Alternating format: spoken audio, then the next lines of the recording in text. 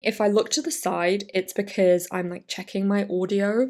I'm recording on this microphone, which is separate from the camera, and it's not ideal, but let's hope it works. And it should.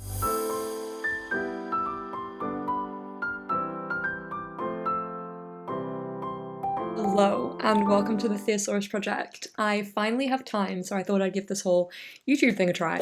When I was thinking about what I want to kind of record, share, the easiest direction to pick is just what I love yapping about. So I have no idea if anyone is interested in what you're about to see and hear about today, but I absolutely love talking about it. I'm an auditory processor, and so having read these books, annotated these books, thought about these books just isn't enough.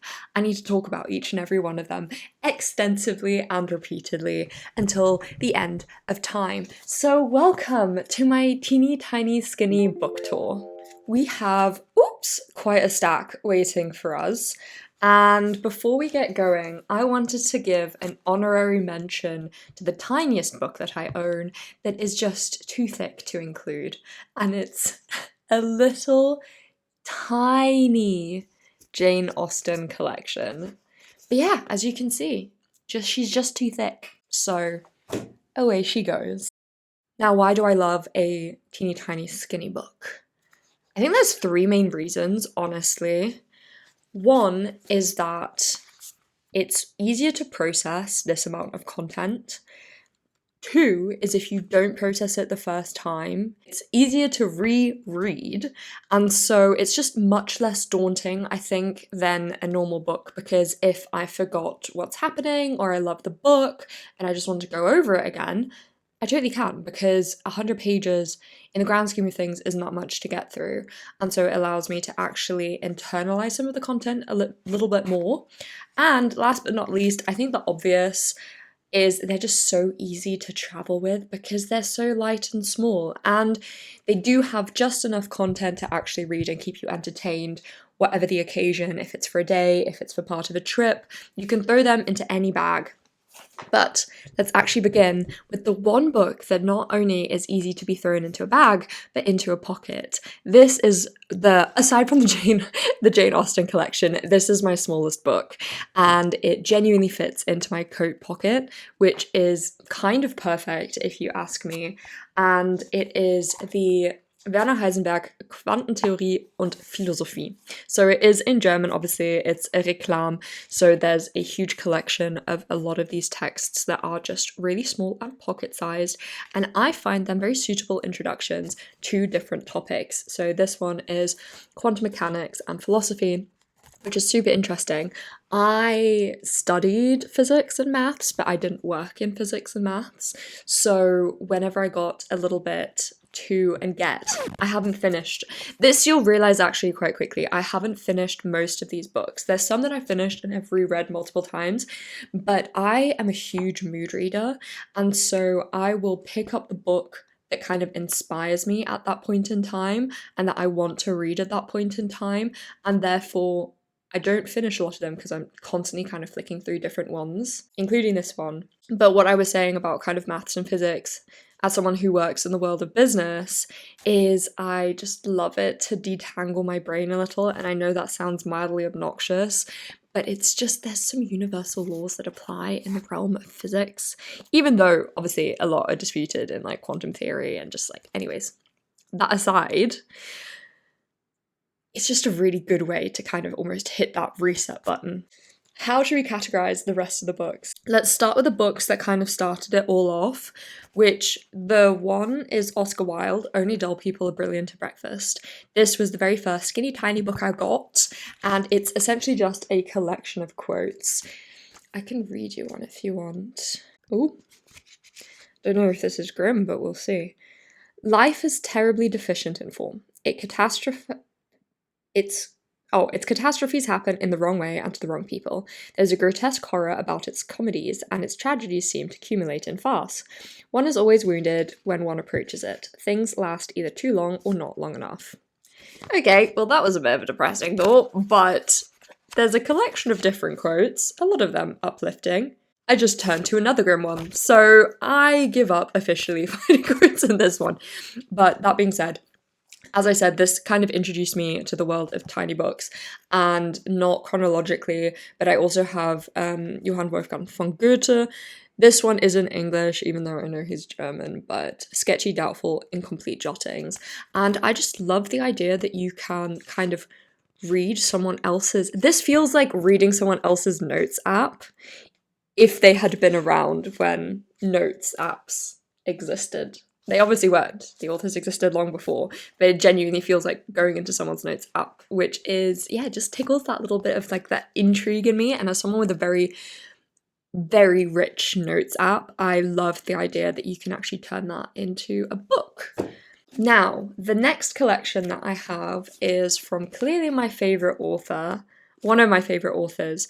As you might have noticed from the mix of languages already, I do try and read texts in their original language, unless I don't speak that language, in which case I'll read a translation, or I have to say the Goethe one was just convenient. I found it, I think, at an airport, and it just happened that way. There's also another one in there that could have been German, but it was cheaper and faster delivered in English. So actually, what's that? Oh my gosh, what's that? Like, clearly I don't run a really strict show. There's that internet trend right now going around. Clearly, wait, let me find it. Oh yes, this is it. And you know what? Maybe the program I'm running isn't too fucking strict. Okay, just please give me a break, you guys. Clearly the program I'm running isn't too strict. Okay. So anyways, long story short, these are all in English, that's okay. So these are all by Camus. Camus is a philosopher, an author, a thinker of the time. Camus is no longer with us, so not of this time, of a past time. But I love Camus' writing. I started by reading The Fall, which is a novel, or like more so a novella. He's also written Outsider and The Plague. I can see here on the back, which I haven't read yet. There's also written The Stranger, which I think is a movie that came out recently that people were kind of obsessed with. Also haven't read The Stranger yet, but I've read The Fall, and his writing is it just tickles this part of my brain. The sentence structure, the way things are described, I've just underlined, quoted so many different parts in this book, and I just love it. It speaks to me on another level. Actually, if you want to see kind of a glimpse into any of these books, or more particularly a glimpse into what I found interesting about the books, on my Substack, I do have a little bit of a library section, which is essentially just a compilation of all of the quotes that I have highlighted from these books, or any books really, that I've read and popped up there. And there's plenty of reviews out there. I guess you could consider this video as one, although I'm not really going to go into like ratings, etc. Yeah, seeing a collection of those quotes might actually give you a bit of an idea as to why I found them so interesting, and help you assess if you find them interesting yourself. So I'll leave the links to that down below. I haven't put every single book's quotes in yet. I typically do it when I finish a book, or when there's something of particular interest. I read a lot that I don't end up including in my library, just because one, workload, and two, not every book you read is always the best book. Although I have to say, I'm a very picky reader and I tend to have impeccable taste. So, oops. That being said, I have 3 more.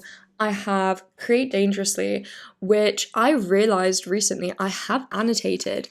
I cannot remember reading this for the life of me. And so that's why having a skinny book is super nice. I'll just call it thin. What should I call it? I know, the word skinny feels a bit weird. But that's why having a book that's as short as this, there we go. Having a book that's as short as this is so great, because I can just reread this really easily.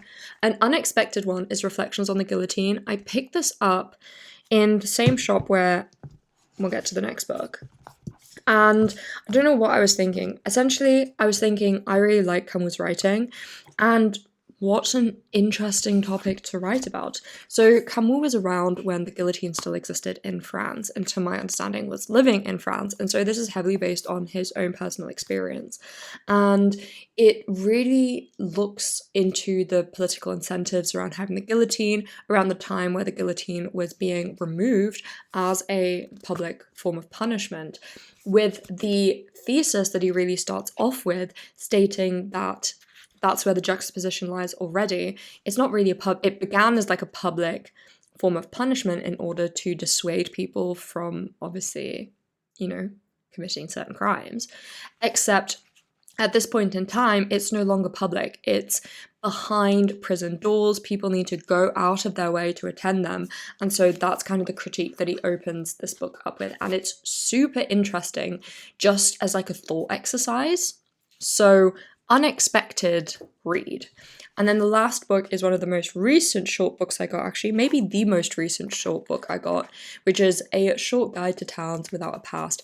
This is more lyrical writing. It's a collection of essays that Camus has written about his growing up in Algeria, a little bit more poetic in nature, a little bit more lyrical. There isn't a plot as such. It's more descriptive writing. So since I love his writing so much, I really am reading this more as kind of an inspiration and exercise in analysing other authors' writing, since I do feel like there are some similarities to my own, and so I'm reading this almost like as a study of writing, rather than like a book, if that makes sense.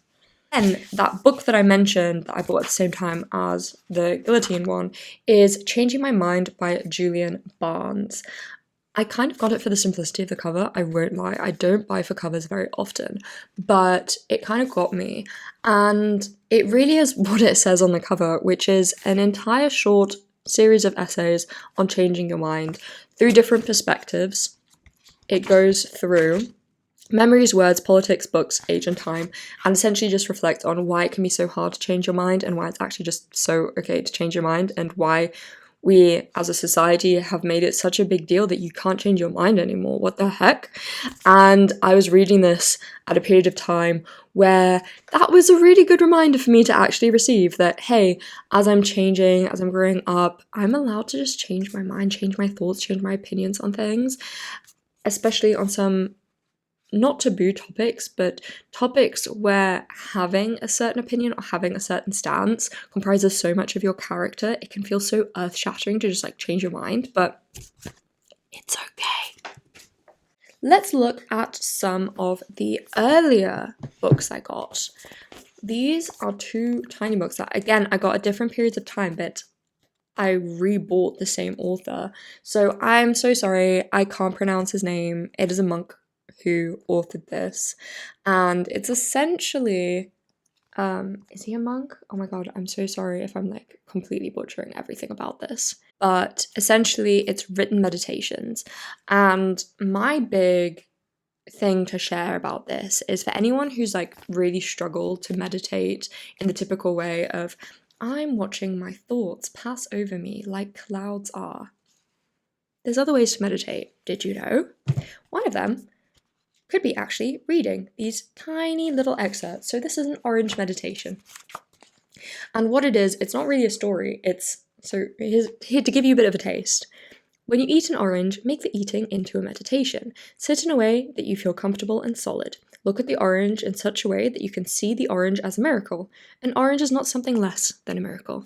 And so, in a way, this book, and there's also very concrete practices at the end, yes, teaching you how to meditate, but I found the way it was written are meditations in and of themselves. And it's called How to Focus, but it's not in like the productive how to focus sense. It's very much more like how to be mindful of the things around you and how to kind of cater your focus in that way.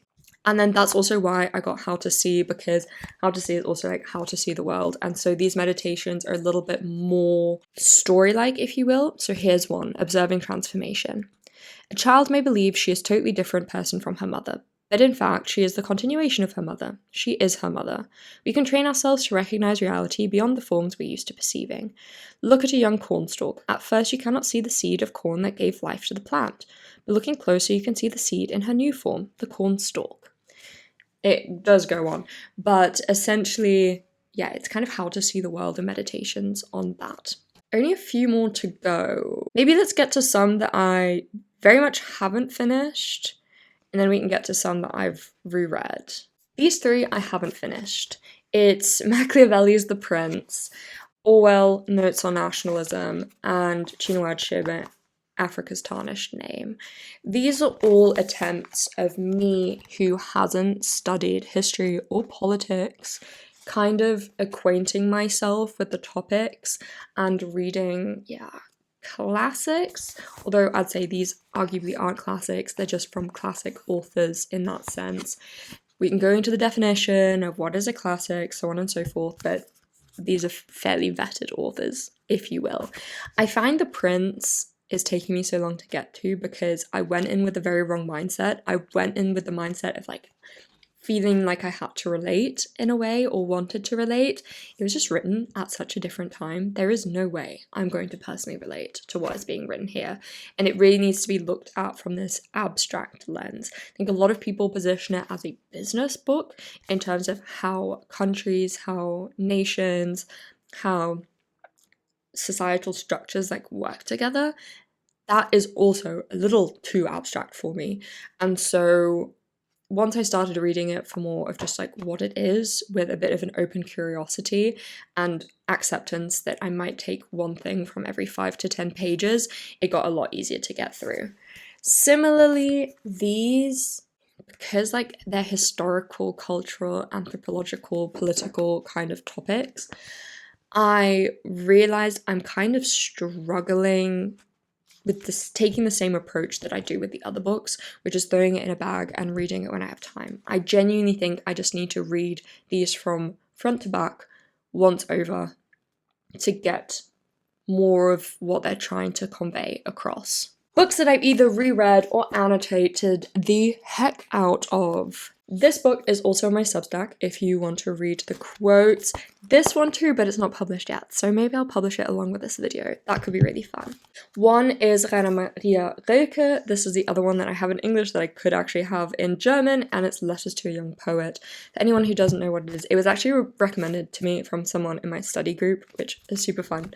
It's a one-sided collection of letters. It's all the letters that Rainer Rilke, so the actual author, wrote to this young man who became a soldier but wanted to kind of become a writer and a poet. And his letters to Rainer aren't there, but he has his letters from Rainer, essentially. So you're looking at this one-sided conversation. And it's really interesting to kind of see the development of this relationship, both from one side and also develop over an extensive period of time. It's mentioned in the letters quite frequently along the lines of, I'm sorry I haven't got back to you sooner. You really see the push and pull, which I personally related to most in this, between someone who has a passion, aka wanting to be a poet, and trying to kind of deliver some sort of purpose, aka being a soldier in this context, and what to do with that, what that does to you emotionally, the types of validation you end up seeking, because essentially this young soldier first reached out because he wanted feedback on his writing from this author. Yeah, it's not a heavy read, it's not a dense read, you can easily quickly get through it. Again, annotated a bunch of places, so you can go and read those quotes soon enough. Then, Schoolgirl is one of the only Japanese, well, this is a novella, it's not a novel, but this is Japanese writing. It's obviously translated because I don't speak Japanese, but I don't read a lot of Japanese writing. It follows the day in the life of a schoolgirl post-war, and it's only the day. So this entire thing is only her one day. It's very refreshing. It's like a breath of fresh air because it isn't extensive in world building, plot, fantasy, characters. There's nothing there. It is very humble, very down to earth. It is the thoughts and the experiences of the schoolgirl. I can find it quite relatable in some aspects as well. I find it beautifully clear. I think the best way I could describe this is, you know, when you look into a lake and the water's so clear you can see the bottom, and so you're kind of enjoying just like this crispness of the water that you almost don't want to disturb the surface too much. That's kind of how it felt reading this. Not sure if that metaphor makes any sense, but hopefully it does to you. And we're down to the last two books. This one I have annotated like my life. depends on it. Oops, oh my gosh, I don't enjoy breaking books, but this has been through it. And this one I have reread 2 or 3 times. It's John Cleese's Creativity, A Short and Cheerful Guide. And when it says that, it really means it. It is short, it is cheerful, it's really easy to read, and I'd recommend this to anyone who's just feeling a little bit stuck, feeling a little bit stagnant. I read it and reread it whenever I felt like I reached a bit of a plateau in my job because, I kind of had the experience, the expertise that I needed, but I knew I could do something more with it. I knew I could use it to, give workshops a bit of a different spin, get a bit more creative with how I'm actually showing up and delivering on my work. And this is a really good reminder that there's different habits that you can use to be creative. Creativity doesn't look like scrapbooking, even though I love a good scrapbook, but creativity can show up in so many different forms, and there's little different things that you can do yourself to really take back that control and to insert that creativity into different areas of your life. So it's a great reminder, super easy read and super easy to reread, clearly. And last but not least, I actually worked in education and like the education industry, and I hadn't studied it, so I found this a fantastic Bible to have with me. It's a very short introduction by the Oxford University Press. I love all of their short introduction books. I wish I could just devour them and insert them all into my brain with like an SD card, but alas, one cannot. I don't actually want to, because then you don't get the experience of reading. But it goes through the historical development of education, educational research, educational structures throughout history, why it takes the shape that it has, and it's fascinating. It introduces you to a lot of the key names in the field. Obviously, a lot of them are like initial researchers and academics like John Dewey, but there's also definitely a more modern insertion into it. For example, and now obviously as I talk about it, I've forgotten the word for it, but it talks about all the modern studies on education quality, quality assessment, etc. as well. Editing Grace here. I did an actually terrible job at explaining that, and I did want to just briefly redeem myself because this is a topic that's close to my heart. That book, the short introduction, is more of a historical and contextual placement of the role of education in society. It looks at politics, it looks at, sorry if you hear the Hoover in the background as well, this is just, we're just tragic. I mentioned research papers and educational research a lot, especially for the fact that it doesn't actually look at particular research papers. If you want me to go over particular research papers, please say, because I have 2 entire textbooks filled with seminal papers.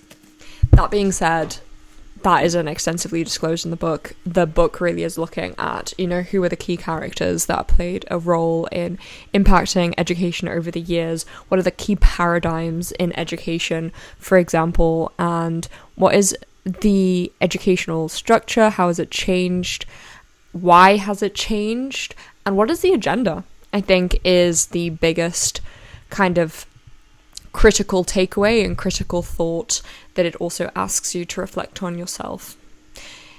Hope that clarifies. As I said, this just felt too important to let me butcher in that way. As you can see, I've definitely annotated a lot of it. What I love about these little short introductions is, if you bear with me, they have a freaking timeline on the end. It's fantastic. So this is a great way to just get that initial exposure to key topics, key people, to key authors, anything to continue reading up from. And this one I personally find really well written. Absolutely loved it. So that is it. This draws an end to the tour of my teeny tiny short and skinny books. I hope you enjoyed.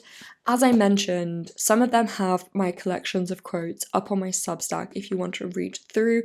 It can just spark a little bit of that information. The premise of that library in my Substack is essentially that we don't we don't really have that many individual novel thoughts that haven't been thought by someone before in history. And if someone's able to articulate a thought so beautifully, why should I paraphrase if I can just simply quote and bring attention to the author and exactly how they've written or how they've encompassed that thought? So that is kind of the reason that library exists and the reason behind it.